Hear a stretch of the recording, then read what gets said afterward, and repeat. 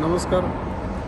पारनेर शहराच्या दृष्टीनं अतिशय महत्त्वाचा असलेला DPR म्हणजेच विकास आराखडा हा आज या राज्याचे लाडके उपमुख्यमंत्री नामदार एकनाथरावजी शिंदे साहेबांनी मंजूर केला.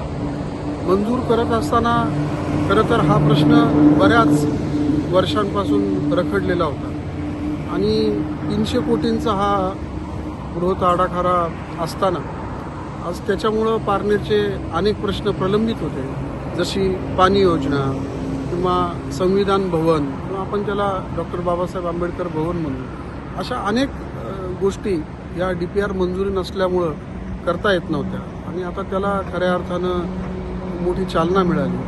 मला याच्यामध्ये विशेष सांगायचं एवढंच की मी जेव्हा शिंदे साहेबांकडे गेलो त्यावेळेस त्यांनी सचिव साहेबांना फोन केला नगर विकासच्या की बाबा हा आराखडा मंजूर करा.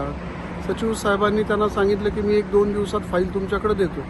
ते म्हटले तुम्ही तसं करू नका, मी इथे आहे विधिमंडळामध्ये, तुम्ही ती फाईल घेऊन इकडे या, तोपर्यंत मी जाणार नाही. मी असा नेताच बघितला नाही. मी अनेक मोठ्या नेत्यांबरोबर राज्यामध्ये काम केलं, परंतु इतकी तत्परता आणि इतका जो दिलेला शब्द तो त्वरित पाळणारा माणूस, म्हणजे मला आज मनापासून आनंद असा होतो आहे की मी काही दिवसांपूर्वी शिंदे साहेबांच्या बरोबर जाण्याचा निर्णय घेतला.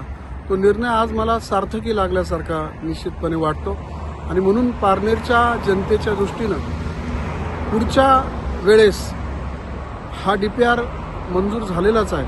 आता माझं लक्ष पारनेरच्या पाणी योजनेकडे आहे आणि ती पाणी योजनासुद्धा लवकरात लवकर मंजूर करून आणणार असा आशावाद मी या ठिकाणी व्यक्त करतो.